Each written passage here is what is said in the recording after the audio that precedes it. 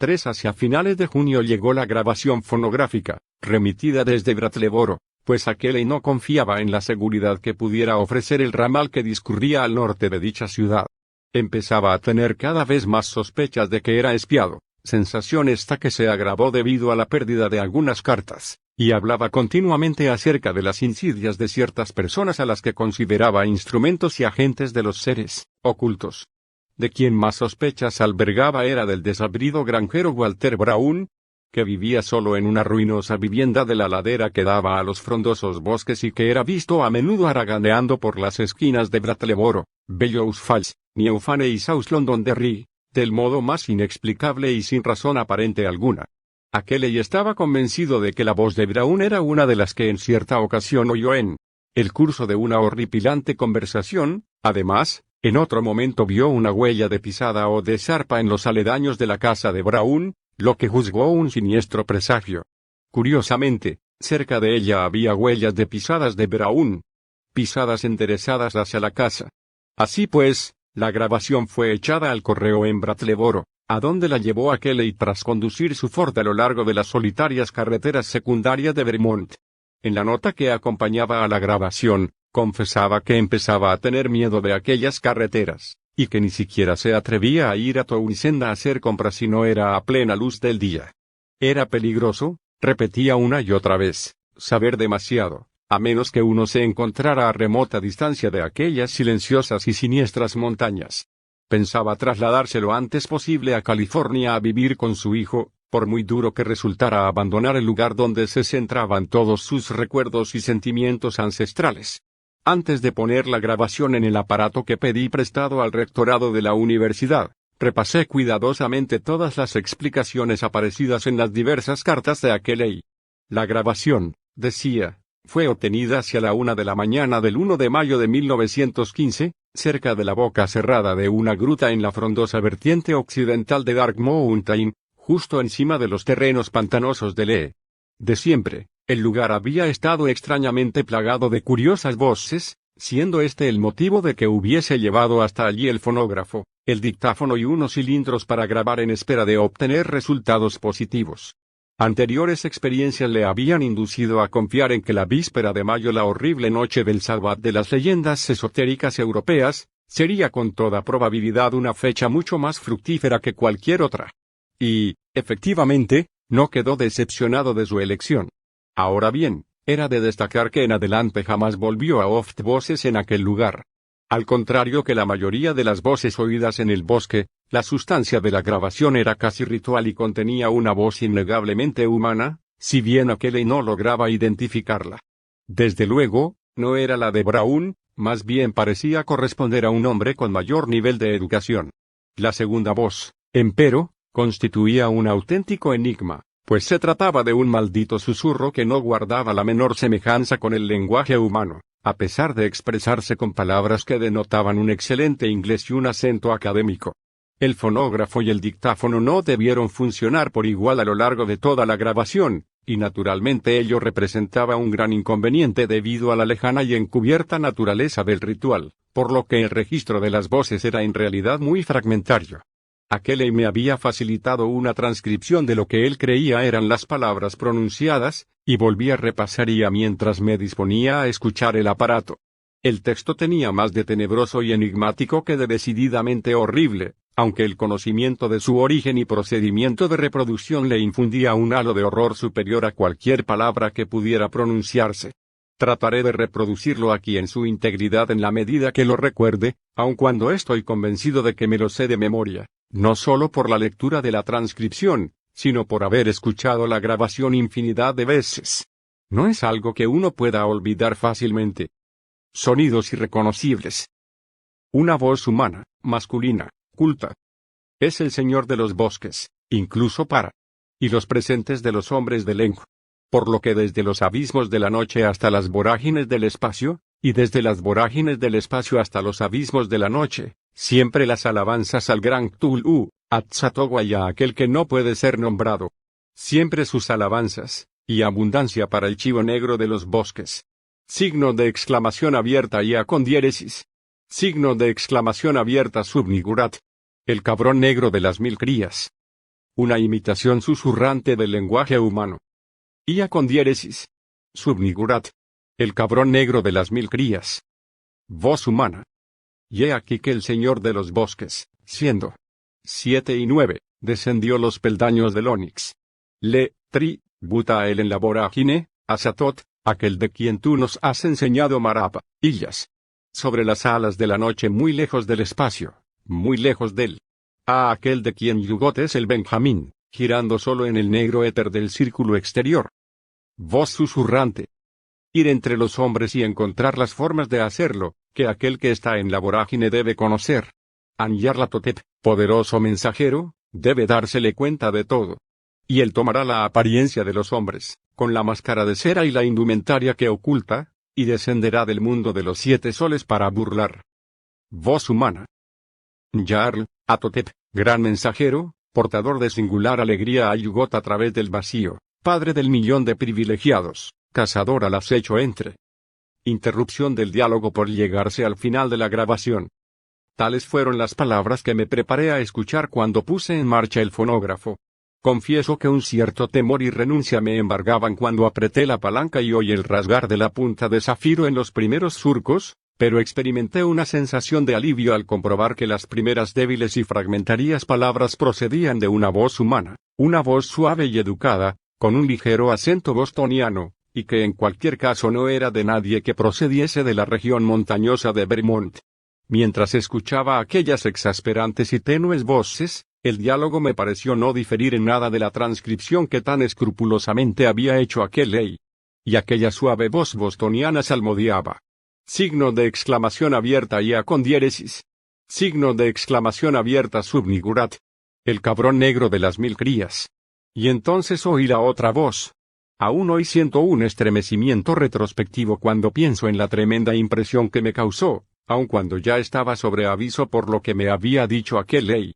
Aquellos a quienes posteriormente he descrito la grabación afirman no hallar en ella sino una burda patraña o la mejor prueba de un estado de locura, pero estoy convencido de que pensarían de forma diferente si hubieran oído la maldita grabación o leído el grueso de la correspondencia de aquel ley, sobre todo, esa terrible y enciclopédica segunda carta. Después de todo, es una verdadera lástima que no me atreviera a desobedecer a aquel ley y les dejara escuchar la grabación a otros. Y no menos lástima es, asimismo, que todas sus cartas se perdieran. A mí, que tenía una impresión de primera mano de los sonidos reales y que era conocedor del trasfondo y de las circunstancias en que se efectuó la grabación, aquella voz me pareció algo monstruoso. Siguió inmediatamente a la voz humana en ritual respuesta, pero tuve la sensación de que era un morboso eco que se reproducía a través de insondables abismos en inimaginables infiernos exteriores. Hace ya más de 2 años que escuché por última vez aquel espeluznante cilindro de cera, pero aún hoy, y estoy convencido de que en cualquier otro momento, puedo percibir en mis oídos aquel tenue y diabólico susurro, tal como alcancé a escucharlo por vez primera, ia con diéresis. Subnigurat. El cabrón negro de las 1000 crías. Pero aunque aquella voz no abandona mis oídos, no he logrado aún analizarla lo suficientemente bien como para dar una descripción gráfica de ella. Era como el zumbido de algún repugnante y gigantesco insecto transformado tediosamente en el lenguaje articulado de una rara especie, y estoy plenamente convencido de que los órganos que lo producían no guardaban la menor semejanza con los órganos vocales del hombre, ni incluso con ninguno de los mamíferos conocidos. Tenía ciertas peculiaridades de timbre, duración y armonía que hacían de este fenómeno algo totalmente ajeno a lo propiamente humano y a la vida terrenal misma. Nada más captarlo mis oídos aquella primera vez casi quedé aturdido, por lo que el resto de la grabación la oí sumido en una especie de inconsciente letargo. Al llegar el párrafo más largo de la voz susurrante, se intensificó en extremo aquella sensación de implacable infinitud que tanto me chocó al oír el precedente y más breve párrafo. Al final, la grabación terminaba bruscamente, en el momento en que se oía con desacostumbrada claridad la voz humana de acento bostoniano. Pero yo seguí sentado con la mirada absurdamente perdida hasta mucho después de detenerse automáticamente el aparato. Huelga decir que escuché muchas más veces aquella increíble grabación, y que hice exhaustivos intentos para analizarla y comentarla tras comparar mis notas con las de aquel ley. Sería inútil y alarmista repetir aquí todo lo que sacamos en conclusión, pero puedo adelantar que creíamos haber dado con una pista del origen de algunas de las más genuinas y repulsivas costumbres de las antiguas y crípticas religiones de la humanidad. Nos parecía, asimismo, evidente que había vínculos antiguos y complejos entre aquellos misteriosos seres extraterrestres y determinados representantes de la raza humana.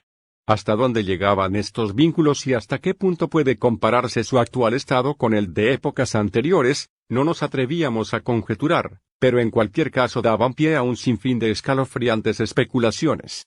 Parecía haber una horrorosa e inmemorial relación en determinados períodos entre el hombre y el infinito desconocido.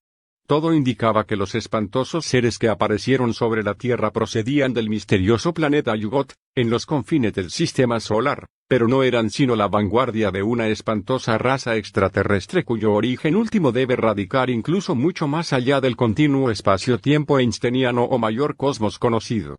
Entretanto, seguíamos hablando de la piedra negra y de cuál sería la mejor forma de enviarla a Arkham, pues Akeley no estimaba aconsejable que fuera yo a visitarle al escenario mismo de sus alucinantes investigaciones. Por una u otra razón, temía que fuera transportada siguiendo una ruta ordinaria o convencional. Finalmente, decidió que lo mejor sería llevarla a campo a través hasta Bellows Falls, y allí enviarla en el ferrocarril de Boston y Maine a través de Keene, Winchendon y Fitchburg, aunque ello significaba tener que conducir por caminos de montaña más solitarios y más rodeados de bosques que la carretera principal que conducía a Brattleboro. Dijo haber visto a un hombre merodeando por la oficina de correos de Brattleboro cuando envió la grabación fonográfica, cuyo aspecto y movimientos no eran nada tranquilizadores. Aquel hombre parecía tener un gran interés en hablar con los empleados de correos, y tomó el tren en que iba la grabación. Akeley confesó que no se había sentido del todo tranquilo hasta que no recibió noticias mías diciéndole que la grabación estaba a buen recaudo. Por aquellos días corría la segunda semana de julio, se extravió otra carta mía, según me enteré por una comunicación de Akeley que evidenciaba cierto desasosiego. A raíz de aquello, me dijo que no volviera a escribirle a Townsend y que enviase todas mis cartas a la lista de correos de Brattleboro, a donde hacía frecuentes visitas bien en su coche o en un autobús de la línea regular que se había hecho cargo últimamente del servicio de transporte de viajeros que venía prestando el lento ramal de ferrocarril. Me di perfecta cuenta de que su ansiedad iba en aumento, pues entraba en pormenorizado detalle al hablar sobre los ladridos cada vez mayores de los perros en las noches sin luna y las frescas huellas de zarpas que a veces encontraba al amanecer en el camino y en el barro que se formaba en la parte posterior del corral. En cierta ocasión me habló de todo un ejército de pisadas de perros, y para demostrarlo me enviaba una repulsiva e inquietante instantánea Kodak. La foto fue tomada a raíz de una noche en que los perros se habían superado a sí mismos en sus aullidos y ladridos.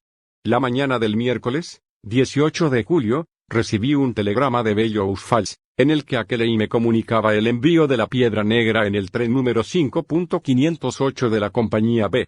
ETM, que salía de Bellows Falls a las 12:15 y tenía anunciada su llegada a la estación del norte de Boston a las 16:12.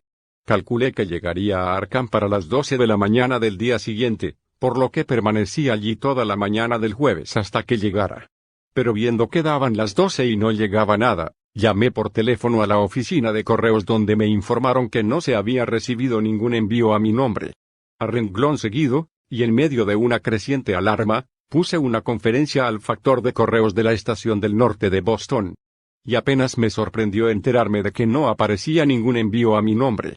El tren número 5.508 había llegado con solo 35 minutos de retraso el día anterior, pero en él no había ningún paquete para mí.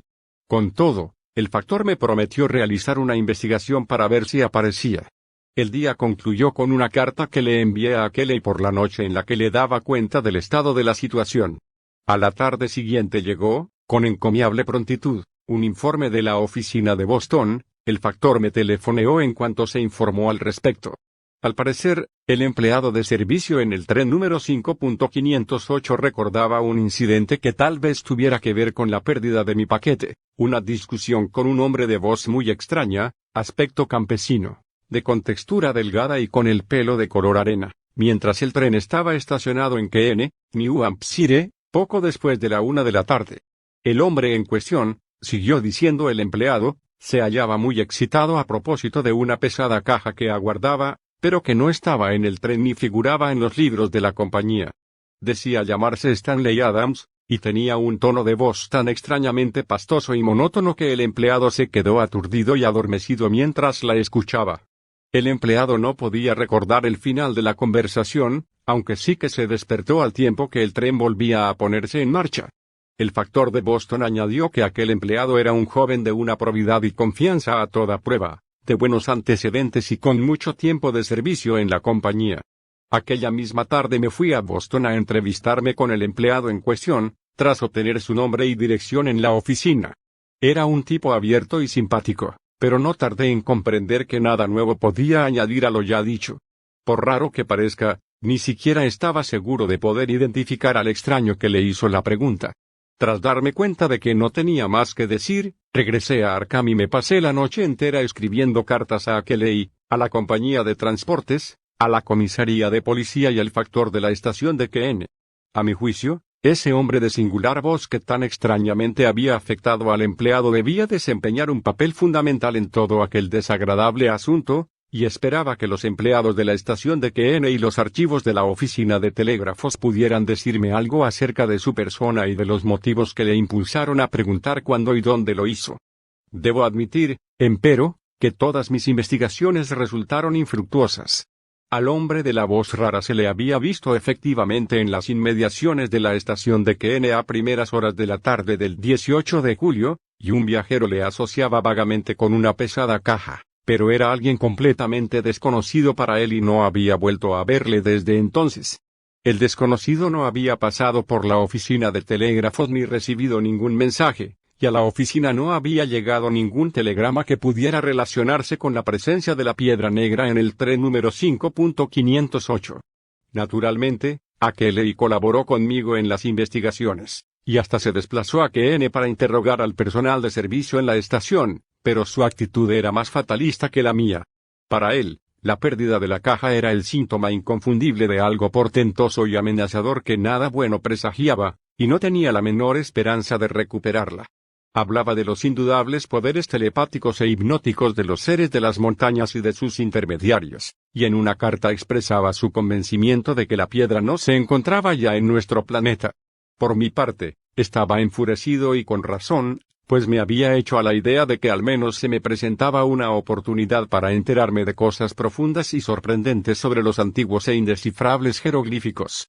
Aquello me habría dejado mal gusto por algún tiempo de no ser porque las cartas que seguía recibiendo de aquel hicieron que el horrible problema de la montaña entrara en una nueva fase que acaparó inmediatamente toda mi atención.